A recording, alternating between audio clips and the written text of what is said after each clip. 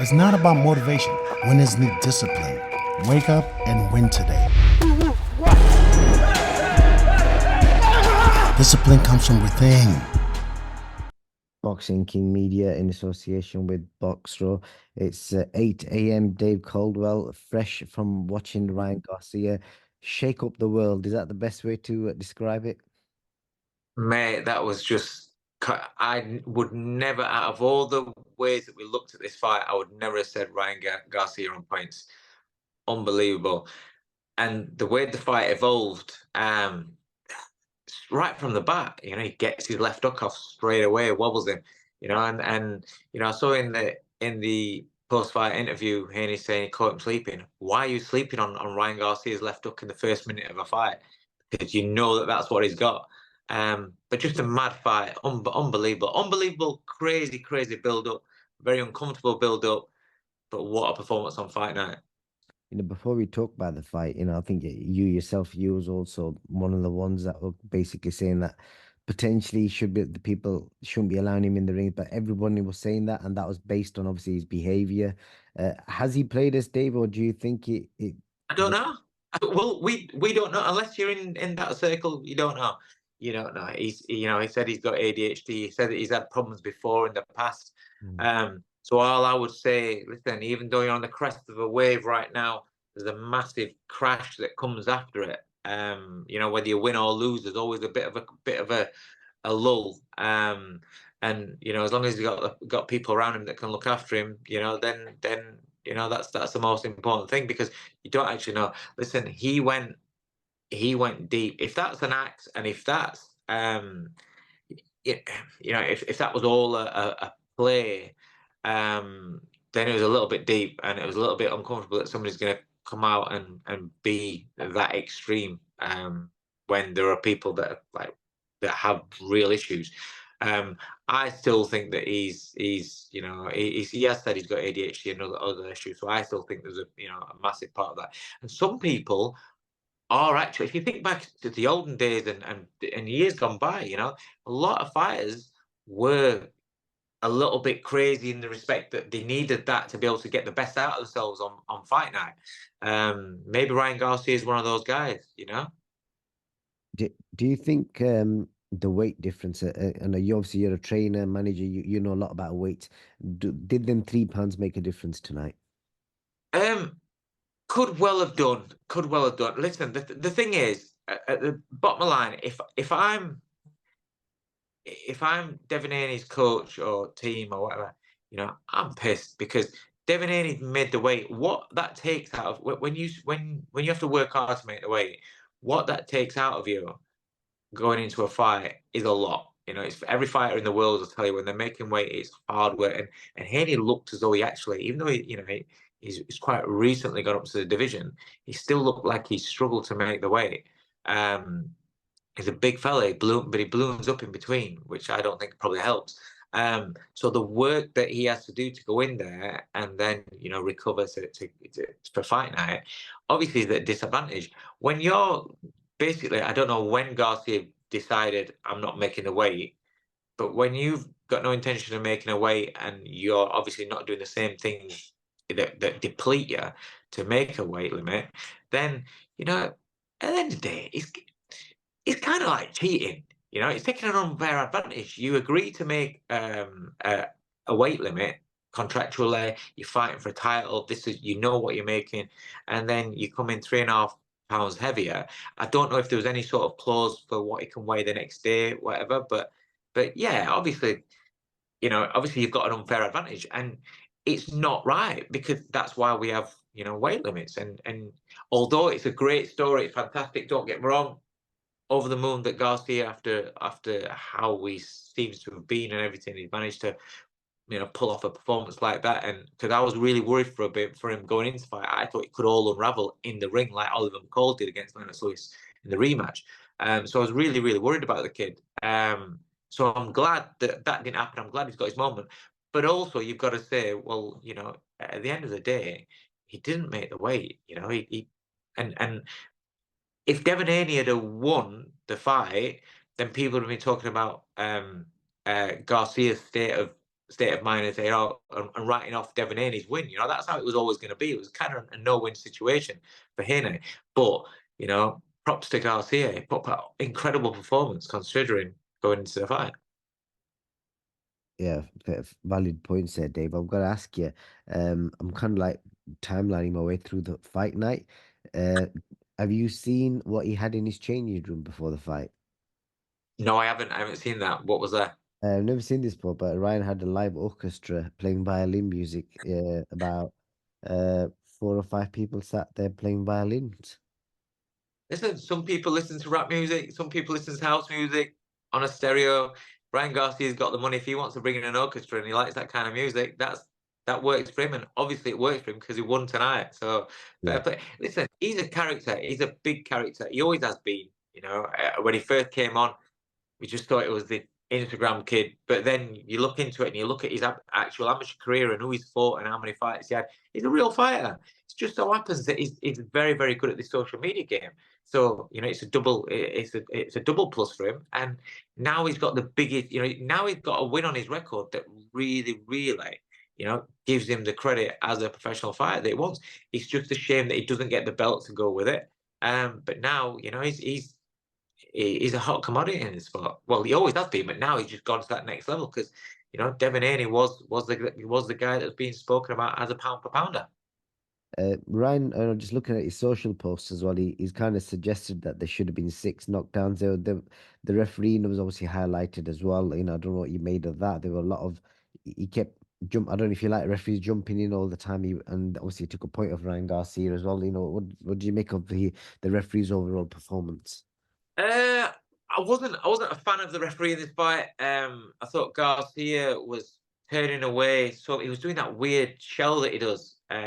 And he was turning away and just giving the left hand side of the rib cage and part of the back for Haney, and Haney was getting told off for it, warned for it. Garcia kept getting told not to hold, but he was allowed to carry on going. And then obviously when Haney gets caught, obviously he's going to hold, but Garcia was holding just to shut Haney down all the way through the fight. It was I wasn't too big a fan. I think the point off. No, I can have that because Haney was, you know, Haney was interested, and it was a bit stupid because Haney was gone and in real trouble, and the referee did say stop boxing. It was a, you know, supposed to be a breaking the action. It does hit him, and when a fighter's trying to get over a, you know, knockdown and get over being hurt, and you take a cheap shot like that, you should get punished. And what about with regards to just Ryan as a fighter himself? You know, you see a lot of people kind of discredit him for, oh, he's flat-footed, he's this, he's that. But if you touched on it there, his amateur credentials are better, probably better Yeah. than most American fighters. Obviously, he didn't go to the Olympics, but with regards to amateur boxing, he did it all. He's already got 3 wins over Devin Haney as well. So, where do you kind of draw the line? Where obviously a lot of people have opinions on boxers and like, oh, this guy's flat-footed, but uh, does it even matter when you got crazy hand speed and Mm. explosive power like that? What you got to say is, does he win the majority of his fights? Hang on, I've got somebody trying to ring me on here. Yeah, Yeah, well, you've got to look at does he win the majority of his fights? Is he doing good? And does that style, whatever style it is, for, you know, does it work for him? Obviously, it does.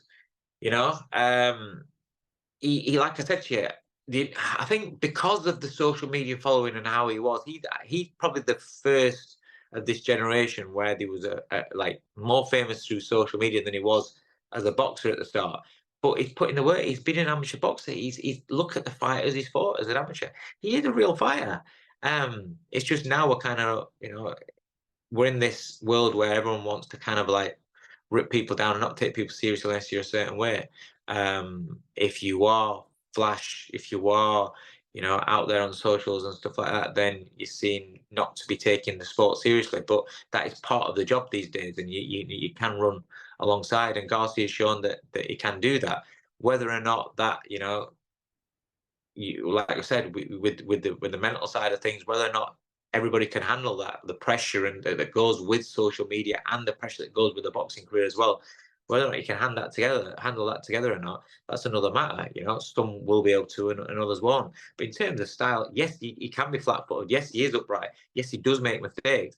But his assets are very, very good, and his assets are what wins him the fights. And that's that's true of all fighters. You can say that Haney's got no power, but he can box really, really well. His assets have led him to become undisputed champion and jumping up and winning another title. This is what boxing is. People have assets and people have weaknesses. Definitely. So, what is next for Devin Haney, do you think? And that's the suggestion that he may look quite weak at the weight as well. Obviously, we don't know actually, but that's a suggestion out there. Listen, Haney's always looked like a guy that when he gets clipped, he does, he does feel it. I remember the lads in the gym with me, Hopi Price, Jordan. We was all out in LA, and I remember when we watched Haney spar, and he sparred, I think it was a Filipino, and in Freddie Roach's gym, and the guy was non-stop, and Haney was sharp. The minute it gets close, Phil Haney is shouting, break, break, break, break, break. Doesn't let anybody, back then, didn't let anybody work up close and be in a position where he could bully Devin at all. And we come away from saying that, well, you've kind of like got to let your fighters have those moments of fire and developing those moments of fire. Now, that was just one spar that we saw, but it was one of those things where you think, oh, maybe is it because he isn't, maybe he's a little bit fragile, or is it because they've not got that much confidence in him to be able to hold his own when it's up close? I don't know, nobody wants to be getting hit, but you've kind of got to you've got to be able to work on the inside and either nullify or be used to that fire and cope with it, because one day it's going to happen in a fight.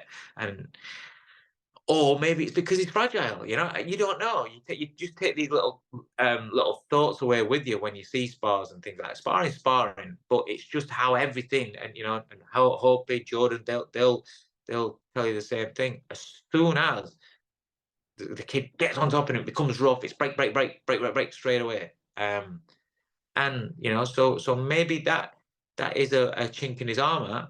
But he has been out before in fights. The big thing I would say with Haney going forward is this: is he the same fighter coming back, or does that make him even more gun shy? Does that make him somebody that really doesn't want to engage? And he's not a draw as he is an outstanding boxer, brilliant boxer. Pro grade fight was an outstanding performance. But he's now what if he goes gun shy? Because let's be real, every time Garcia hit him, he felt it. What does that do to his career? Can he come back from that? That's the question. If he moves up in weight again, if you say if he struggled to make the weight, if he moves up again to the 147 division, some big punches in that division as well. This is the problem is with elite level boxing. Sometimes it's not about how skillful you are, how smart you are. Sometimes it's about can you handle the firepower that's coming back your way. And if you can't, and if you're a bit fragile, then that will always that will catch up on you, unless you go not ultra negative, but unless you go pure boxing, which the problem is in this day and age doesn't do numbers, and then obviously you're not a draw anymore. There's a little bit of a catch-22 there. And the man himself, Ryan Garcia, what do you think's next for him? And I've just looked on his Instagram as well. He's already in the nightclub enjoying his victory. Well, that's not a surprise, is it? He's literally proved, there'll be others, digging out people on social saying, "Oh, you said Garcia had no chance." They said, "Yeah, 100%. I'll put my hands up. I thought he had no chance. I had money on a DQ. It was only 40 quid, but it was 80-1. I was praying for a DQ. But it was a kind of it was a massive shock because of the build-up, because of how we thought his mentality was. But like I said, there have been fighters in the past before who are, you would say, absolute nuts, but then on fight night, it works for them. Maybe this is a new Ryan Garcia. Maybe this is, or maybe this is a real Garcia, and he handles it, better come fight night because he's more comfortable at it. I don't know, but he was a big star before. Now he goes to another level. How many of the elite fighters can he beat? I'm not so sure. But he's always, we know he's got that puncher's chance. We know he can punch. We know he's got that speed. But I still, I won't get carried away on the whole package because there was lots of times in that fight where in between the bouts of work and power punching, he did next to nothing. He looked very, very, almost amateurish as such. And how he was just, how he was covering up and what have you. And I don't know if he'd get away with the top fighters. Listen, you got to remember, look at what Tank did. Tank had some firepower coming his way, watched it, was calm, calculated, picked his moments, and went to work. There are other fighters, as you're going up the divisions that that can do that as well. So how far he goes, I don't know, but let's not dwell on that because he's just had the biggest win of his career. He's shocked the whole world of boxing, apart from a select few. And he is going to party. He is going to enjoy himself, and he deserves to enjoy himself. He sure does, Dave. Any last thoughts on Ryan Garcia and the fight itself? I'll let you go. No, I'm just glad that it didn't implode like I was worried about. Listen, that would have been so bad for the sport. Even worse for Ryan Garcia. I'm glad he's all right, and I'm glad I'm glad he gets to go and go again and enjoy himself. And I do hope that it was all an act. And if that is his personality, then I hope there's always somebody around him that's going to be there to look after him. Because if that's how he is, then there are going to be times when he's high, and there are going to be times when he's very, very low, which is quite the case with people that do suffer with mental health problems. So as long as there's people around him that can keep him safe and look after him, then yeah, it's going to be a fun career as it moves on. Yeah, well, he's just tweeted that he reckons Devin Haney's jaw's broken. He's surprised with that. The swelling around Haney's face was, I don't know if his jaw's broken, but the swelling around when he did that post-fight interview at the ring, yeah, you could see the weight of the punches, the effects that he had on Haney. So it wouldn't surprise me, but yeah. Dave, I appreciate your time. I know you got your lads at Sunday football, so all the best. Where's he playing? Over at Bradford City tonight. Well, this morning we set off in 20 minutes, so you just caught me right. So all set for a trip over to Bradford City. All the best. I'm sure we'll keep an eye on your Instagram for some goals and highlights, etc. Nice one, mate. Take it easy. Thanks for the chat. Thank you, Dave. Win gold now. IPMB is giving away 5 24-karat gold coins to our token holders worth over $2,000 each. Let's do this. Thank you very much for this great news. It's amazing. It's never been easier to own gold, so join the raffle now.